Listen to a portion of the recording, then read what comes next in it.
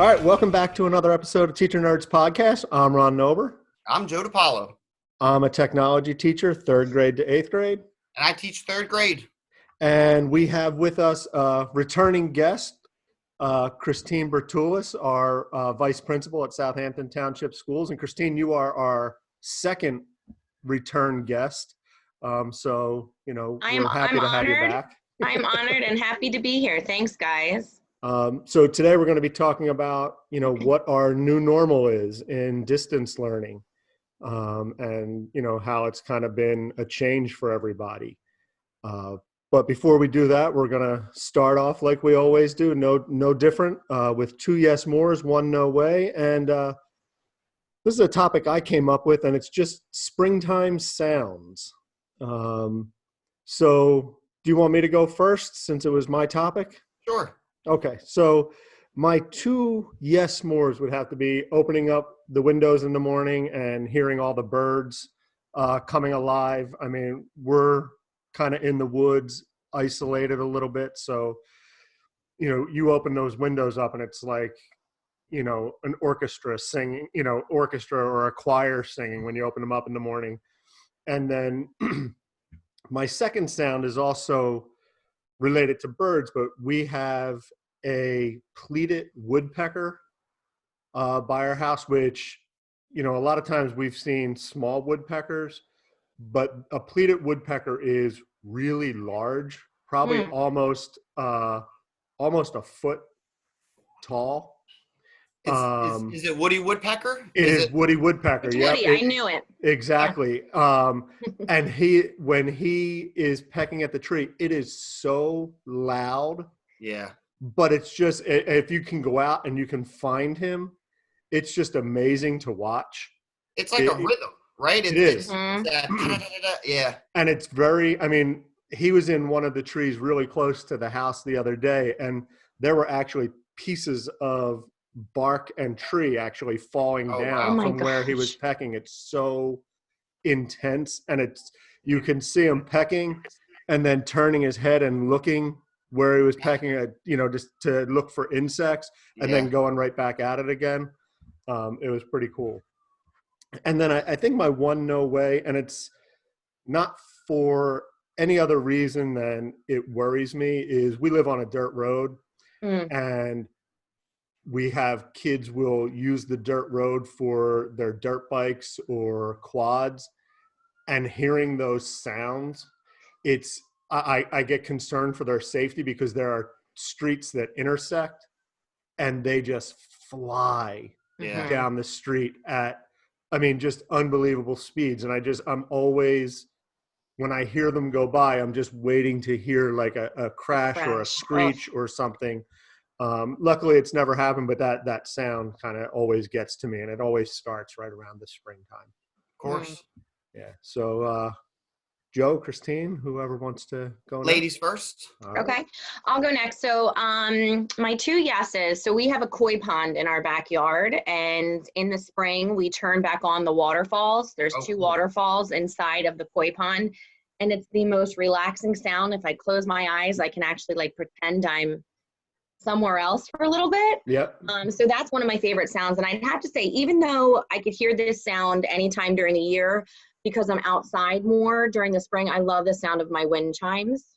Oh yeah. So I have two different sets of wind chimes also in the backyard. So just when the wind blows and I hear them, it's just a very calming, makes for a very calming environment. And my 1 no is very similar to yours, Ron, because we live off of a somewhat main road. And when I hear people going way over 25 miles an hour, like that speeding sound, it drives me insane. So I would agree. That is probably my least favorite sound where I live. And we live in a pretty remote area too, but it is off of a main road, so I can hear those cars and trucks. And it's usually teenagers speeding down the road. Yep. So. Cool. All right, Joe. Well, Kristine, you reminded me, and it was a great reminder. We have wind chimes that we take in over the winter. Because the way our house is situated, we get great breezes, but in the winter, it gets really, really powerful. So we bring them in. So I would have to say top 1 would be the wind chimes. It's great to have the door and the windows open and just hear it, where it's almost like I worry because I don't know if the people next to me, we're not in a very remote area. We live in a development. Because sometimes I don't even really, it's I don't want to say background noise, but it's very soothing. So sometimes it's like, oh wow, they really are going. I wonder how long they've been going like that. So definitely wind chimes are my one, and my second might also be annoying to my neighbor. And Ron knows, a few years ago, I bought a riding mower, and a very nice riding mower. And it is very soothing. It's very loud, but it's very soothing to just mow the lawn. And on the push mower, it took me probably 5 or 6 hours to do the entire lawn. With this riding mower, I get my lawn done. I get my neighbor's lawn done. And, and everything's done in under an hour. My husband would be jealous. I timed it the other night, Tuesday night, I mowed the backyard in 15 minutes. It was actually less than 15 minutes. Wow. And I had to stop and get up and move the gutter for the shed, because otherwise I would run over it. So I stopped, I want to save the gutter, especially if it was going to rain. So got off the mower, moved it, got back on, was able to do everything in less than 15 minutes. And we have a decent sized backyard. That's impressive. Yeah, that's pretty nice. Those are my 2 yeses. And my one no is kind of similar to your guys. It deals with kids and living on a cul-de-sac. It's great. And I love hearing them out there. What I don't like is when they just start fighting and screaming and hollering at each other. And so did you get all, I don't like kids yelling in the spring. Yes. Yeah.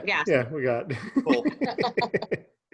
All right. So, I guess we'll get into what is now our new normal, remote learning, and seems like it's going to be our new normal for, the foreseeable future, at least for the foreseeable future of this school year.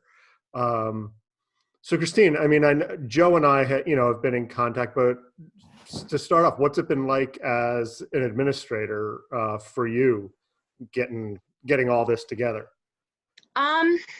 It's been really hard.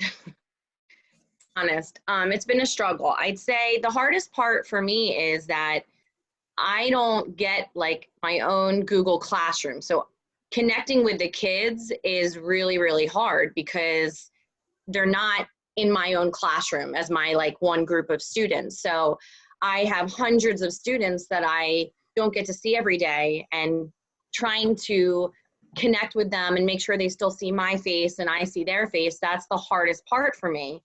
So I did the 2 videos out to the community in the first couple weeks, and I think that's what the kids want to see. They want to see us.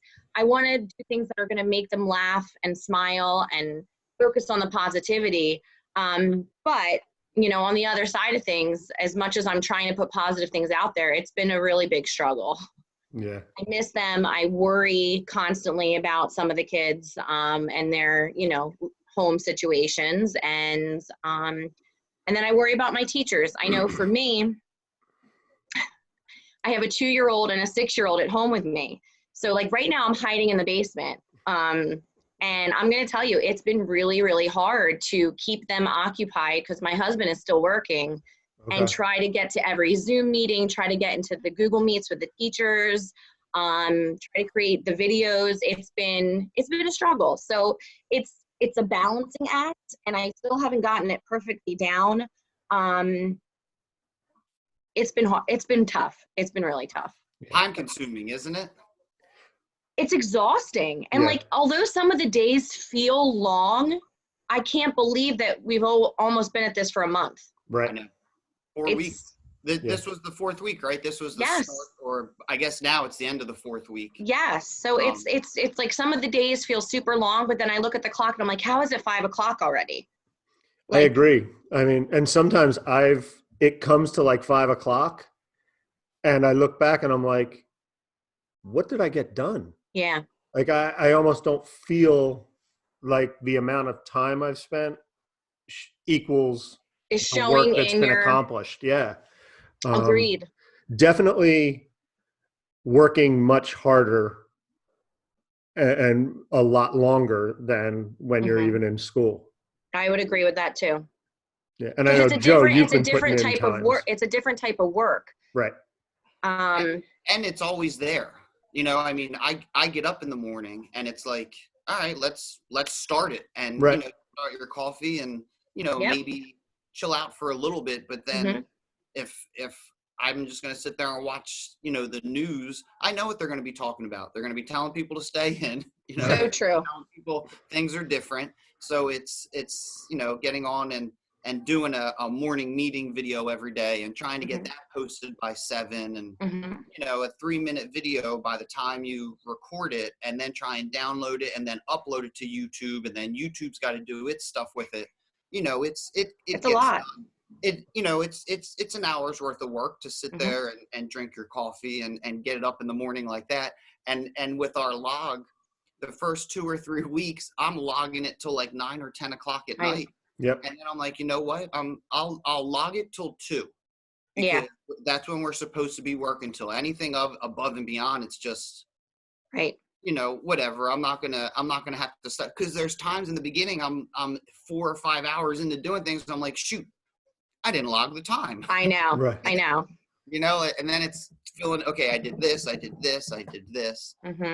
And I keep thinking, you know, I saw one of the doctors who's on TV a lot on the news had mentioned that, you know, he sees us going back to school in September.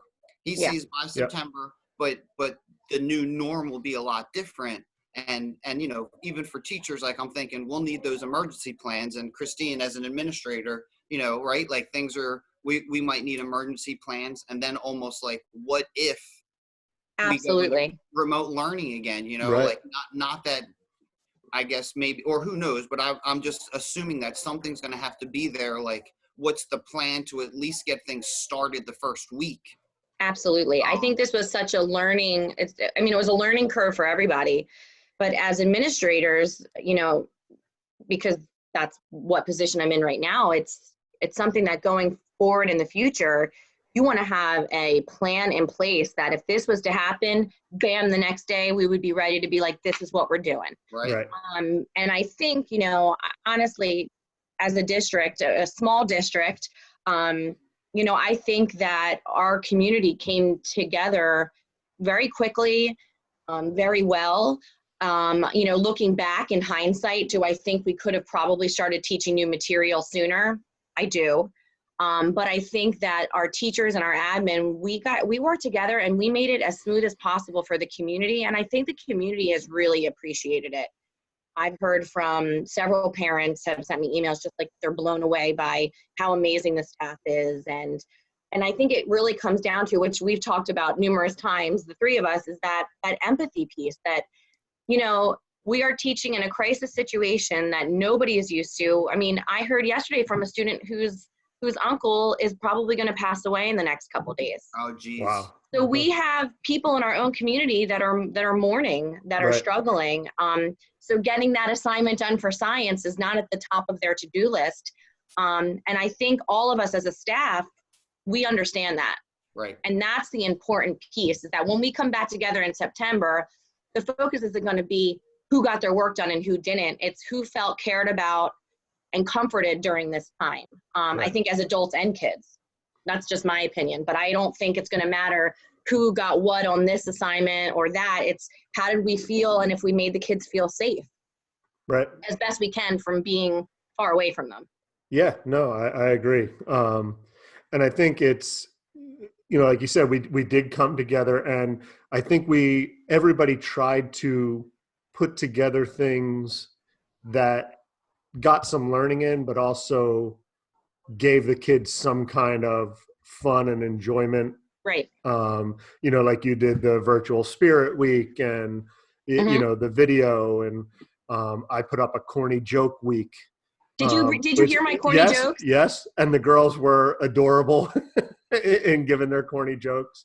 But what I found pretty awesome was some students who you don't normally hear from, or when they're in a large group setting, you know, maybe act a little silly or, maybe a little disruptive in this individual one-on-one setting are actually thriving, and you're seeing more of their personality coming out. Or maybe they're the one who sits back in the classroom who doesn't say much, but now, doing like a flip grid, which we're doing a lot of, their personalities coming out a little more. But I agree with you on one thing, Kristine. It is tough because for me, teaching 3rd grade to 8th grade, I don't have that individual classroom like Joe does, where you can have that connection. And to do, meetings here or there is even a little difficult because I don't know what other teachers are doing and who can come and who can't come. So it is throwing out the flip grids for me has been the best way to make that connection, because kids can pop in as they choose. Yeah. I think the admin team has been so supportive, and I think the best thing I heard, and I've heard it all along, but Jen basically just said it in the last staff meeting, what if they're not doing anything, what are they getting away with? Right.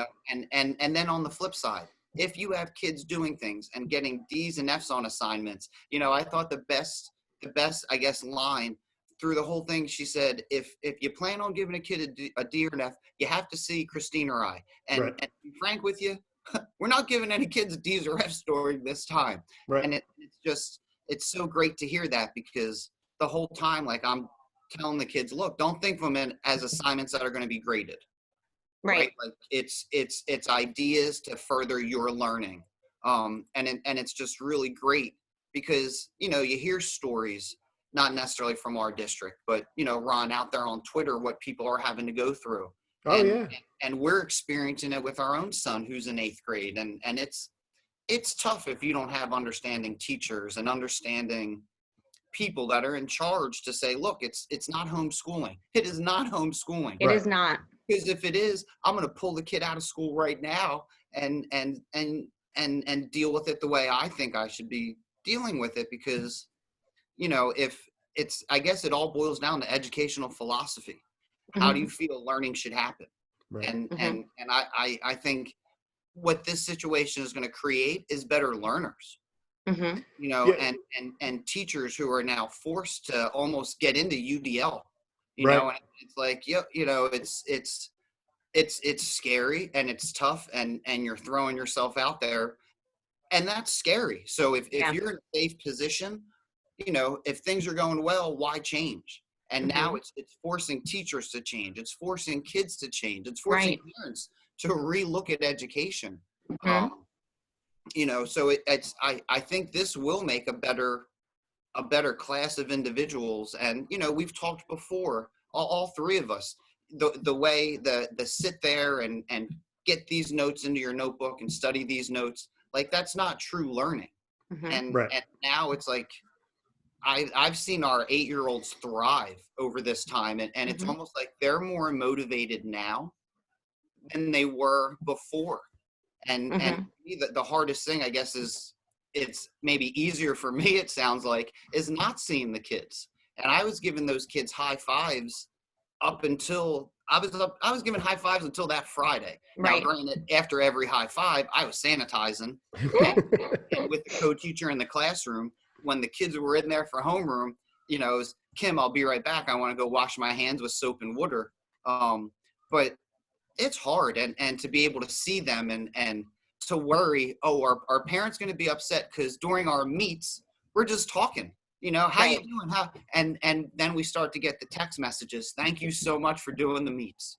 It's like, and it's not, you got this on this test. It's, hey, what's going on? How you doing? What are you doing? How's the workload? Because I think that, sorry to interrupt you, but I also, just going off of it, because I see it from an educator standpoint and a mom standpoint. And I love my daughter's kindergarten teacher, and, it breaks my heart. This was like her first official year of school. And now it's like, she's just confused. She doesn't really get it. Like right now, she's just kind of liking being home and spending time with her sister and her parents, but they haven't done any Google Meets or anything. So she has not seen her teacher's face or heard her voice. They do like a morning message via, Google Classroom, but everything's in writing, and Right. a 6-year-old, it's not. So, I think when I look at how many emails I get inviting me to all the different Google Meets, and I have to just like schedule which class I can get to on what days, but like that's so amazing. Like, it blows me away. Like, I think our teachers are going so above and beyond when you kind of look at other, and I'm not trying to compare, but I just think we're really doing a great job of doing everything we can to make those connections with the kids, because it's not happening everywhere. This year, more than ever, with the group of kids that we have, and with this situation, we've been talking about social emotional learning. Me personally, for I think a year and a half or 2 years, this is maybe my third year actually trying to weave it into the curriculum. Holy smokes, is it more important now than ever before? Because like you said, who cares if I get a C in science or a B in science, or who cares if I fail science? If I know during this crazy time, my teacher cared, my parents cared, I saw the picture and I have it. I haven't deleted it. Like, I found it on Twitter and saved it. The child's emotional well-being is more important now than whatever grade you're going to give them. Absolutely. Of course. 100%. And all the learning that they may be missing, as teachers, we can catch them up on, right? I mean, without a doubt, everybody knows they can catch kids up. But if you throw it out there, read a few minutes every day, that's still, whether you're reading a story, it's still taking in information. Right. And at the end of the day, right, that's what learning is. So maybe you didn't do science, math, reading, writing, art, and, maybe it was a double special day. So you had art, maybe you didn't go through that 7-hour day, but that's not to say you can't sit home and learn, by watch the History Channel, and there's all kinds of outlets. And even I got to give Comcast, I was just going to say that. Yep. Cool. So you were saying, giving a shout out to Comcast. Oh, I mean, as a parent, and I guess, you need Comcast, but if you have it, if you have it, you have a remote, you can type into the remote education and all kinds of things come up. And I think that's something new during this, I don't know, crisis, epidemic, whatever you want to refer to it as. And I just think that's cool. Not only people in education, but people outside of education are coming together to help. Right. Absolutely. Yeah. And I've even, one of the things I've done during it just to kind of keep myself sane is Comcast has, I think it's called Blue Yarn or something. And it's just, they're like educational classes you can take almost. Cool. So like I'm doing a whole digital photography, that's and neat. it goes through, class 1 is just getting to know your digital camera, and class 2 is lighting, and it just goes step by step. And I figured, I'm here, why not? Might as well. Yeah. But I also have to give Mr. Nober a shout out. I mean, the amount of information and help and tutorials you've given to the staff has been phenomenal. And helpful, not just things that are out there that teachers aren't going to watch and get something out of. The trainings that you've been able to give, and even you too, Mr. DiPaolo, you've shared so many things that have been helpful to the staff, and that's what we need. As admin, we can't be experts in everything, and we're not. So we really do depend on our teachers and their expertise in different areas to step up and help each other as a community. And I really feel like we've seen that, especially right now, because we're relying so heavily on technology. Right. Utilizing our teachers that are more experts in that area than others, that's what you need to do.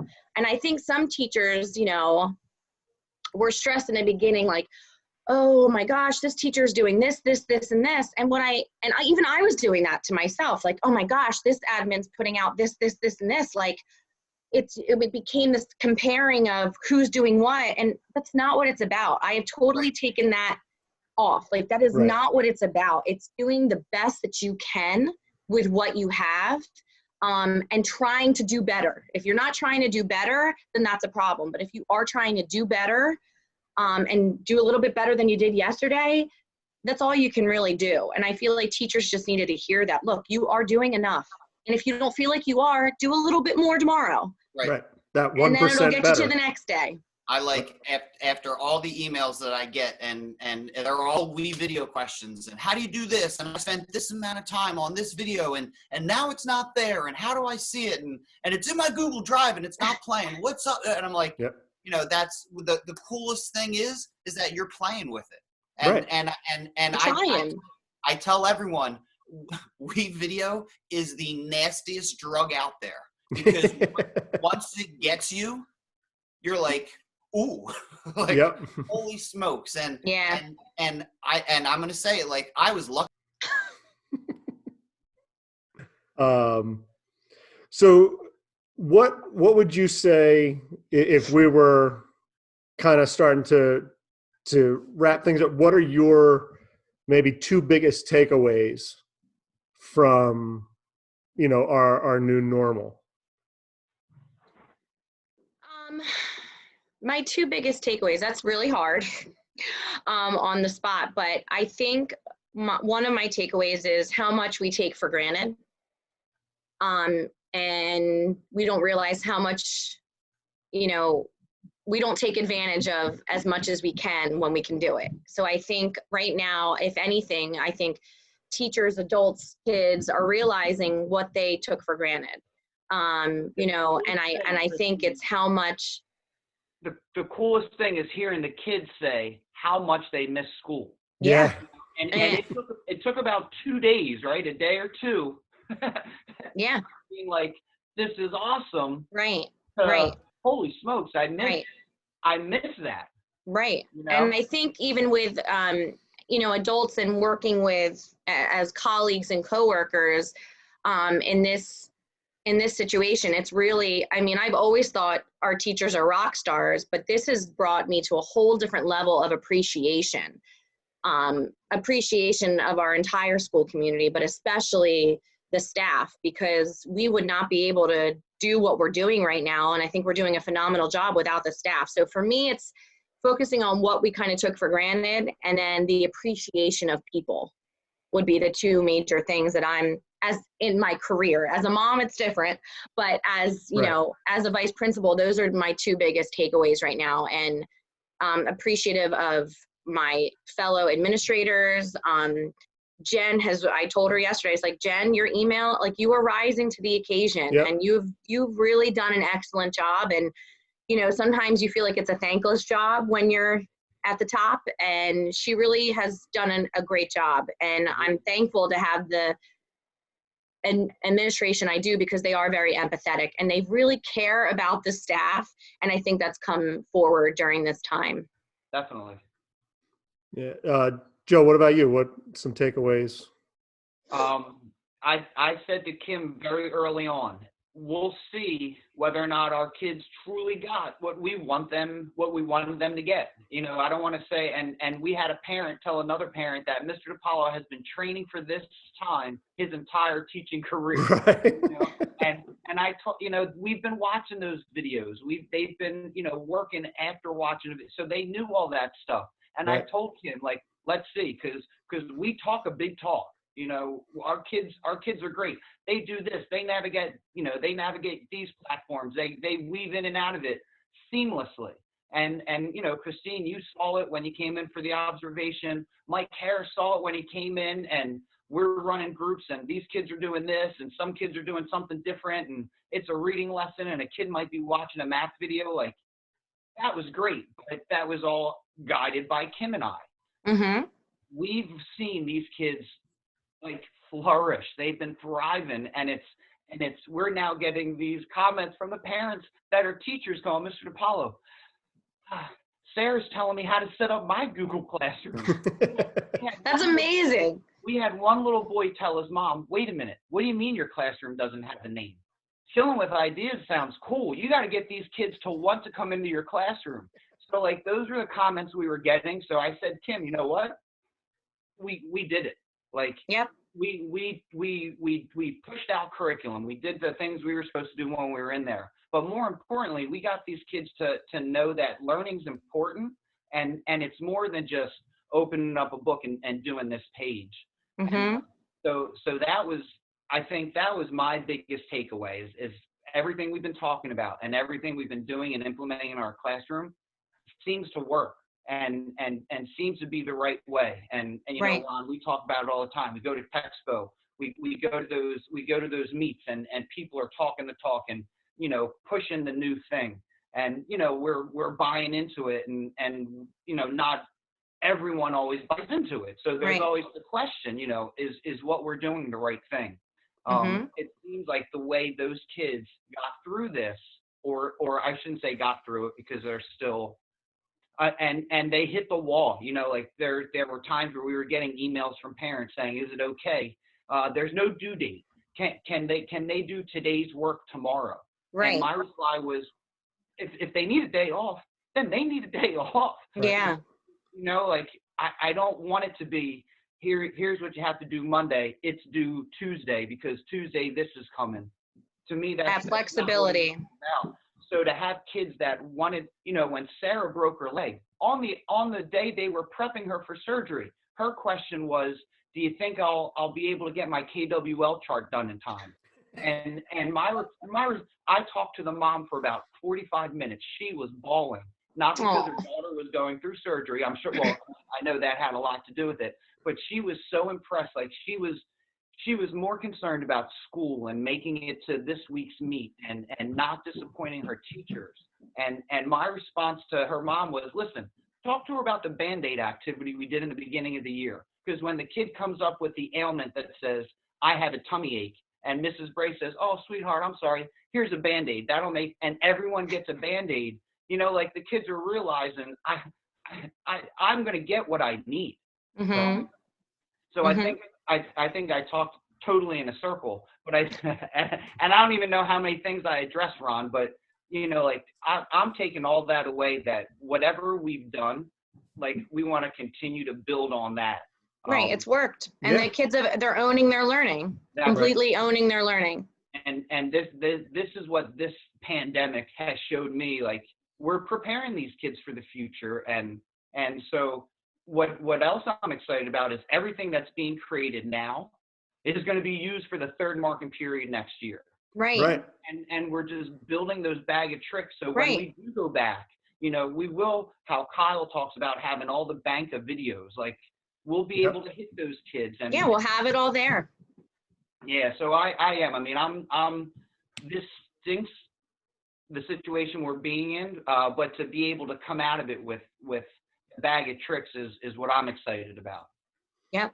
Yeah. And I think for me, I mean, I guess the two main points, one is we as educators, you know, for as long as I can remember, you talk about, you know, we're preparing kids for a future that we don't know what exists.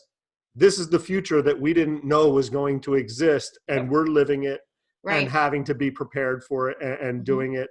But the kids are also doing it. And, you know, like Joe said, they're taking on their own learning and they're figuring out how to adjust in this environment. So it's almost like a practice run for what the future could hold. Right. And the second thing I found is what's really been awesome there are students who, for whatever situation in a classroom setting, may not shine, but where they've been at home and they've been doing a distance learning, they are shining. And you're seeing so much more out of them, you know, than ever. And it's a lot of times, and Don Wettrick speaks to this in his like innovations class, where it's the people who struggle in his class may be your typical A, B students because they know how to play the game of school. Right. Yeah. And it's the C or D students who rise to the top because they're not playing a game. They're just trying to get by in a typical school day. And I think that's what I'm seeing a little bit here is some of the students who struggle are some of our AB students, just because nobody's there day to day saying, this is what you have to do. This is how you have to do it. They're kind of having to do it on their own. And they panic a little bit. Yeah. And our CD students are, at times almost always feel like they're doing it on their own a little bit. So they're thriving in this environment, which is really cool to see. Yeah, I would agree. It's been there have been definitely some shining moments. For sure. And that's what you have to focus on. Like we said, Ron, the other day, we said it's a roller coaster right now. Like some days I'm like Miss Positive, and then other days I'm doom and gloom. It's hard. But I think you have to focus on those glimmers of positivity and light. When I'm in my doom and gloom mode, my husband always says to me, Kristine, everything is going to be okay. Right. Like everything is going to be okay. Because I'm like, oh my God, my 8th graders, like they're not going to get to have their this, their that. We're not going to get to go see Frozen on Broadway. And he's like, but they're going to be okay. Right. Now, their health, that's more important. They're going to make other memories in their life. It's going to be okay. And I have to just keep telling myself, you're right. It's going to be okay. My son's an 8th grader, so he's missing out on a lot of that stuff. But I think the difference is the 8th graders that you have, they're going to know that you cared.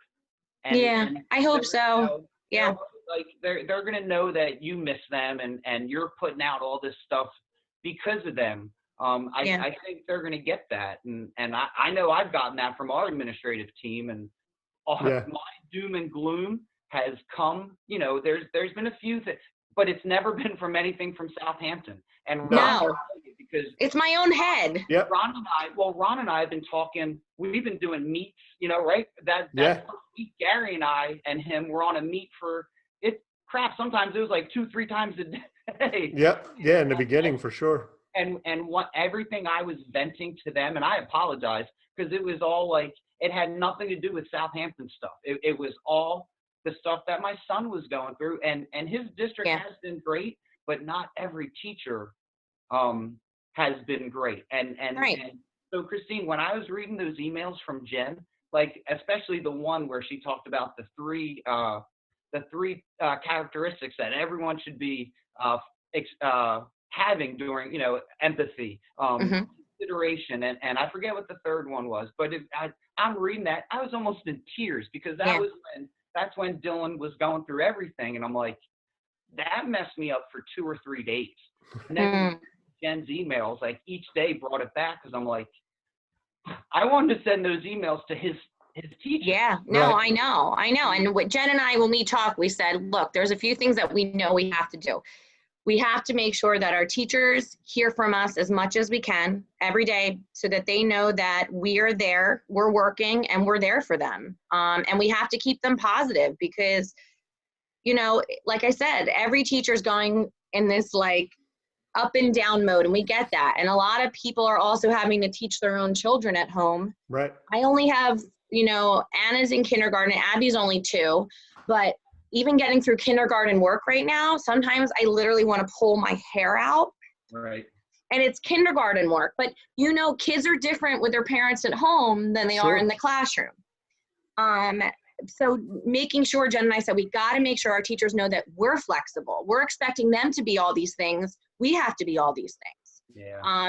If they're not getting it from us, they're not going to be like that for their students. And so I'm glad that's been coming across because that's what we wanted to do, because it's not about going into Google Classrooms. Oh, who's doing what? And right. No, that's not what it's about. That's not our focus. It's okay. Who's caring for their kids right now? And that's everybody. Well, so we're very lucky.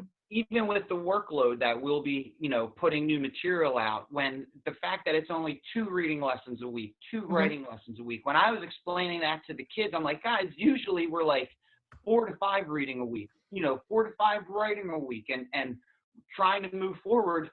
We're not just trying to throw work at you, right.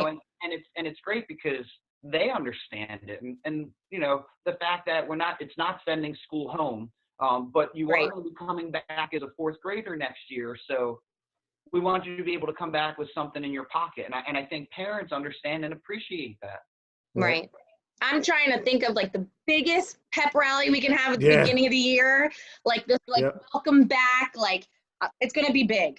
Yeah. I've already got wheels spinning. We got to make it big. I mean, I think it's going to be very special for us all to be together again as a school community. So they need to have word to. Even student council, I'm meeting with student council and we're coming up with ideas of like what the student council can do, like instead of doing like a virtual pep rally, things like that. Right. Can you guys hear me? You're frozen. We can hear you. Yeah, you're good. You're back now. Yeah. So I think we have to just keep focusing on those things that kids can look forward to. Yeah. Yeah. And and putting out little fun activities. I know you're going to participate in the Masked Singer. I'm telling you, the song choice, this is such a big decision of which song to sing with my lovely, scratchy, hoarse voice. Hey, look, you heard my song yesterday. I sure did. My wife said she was sitting in the living room. She said that was one of the most difficult things to sit and listen to because it wasn't just one take of getting the video to work. It was a few different takes and then me listening back to it. And she said it was a little painful. Tough. Yeah. She didn't come quite across and say painful, Kristine, but she did say it was tough. But thank you for that. Empathy this morning, Kristine. Come on. Oh my gosh. But doing those little things, and I think Mr. Winkleman's doing some kind of, I think he's calling a Wink Talk challenge with his 7th grade students. Interesting. I mean, even Mr. Munoz texted me 2 days ago, so proud of himself. He's like, I made a TikTok. I was like, wait, Seth, you did what? He was so proud. Like, he couldn't wait for me to go on and see his TikTok. And, a lot of people have different feelings about TikTok, but regardless, that's what the kids are doing. Right. So when we put out a TikTok, that's their way of connecting. And I've not gotten one inappropriate comment. Like, the kids are just legitimately excited and they think it's hysterical. Like when Jen Horner took ripped jeans out of her refrigerator in the one TikTok, kids were dying. Wait, she did what?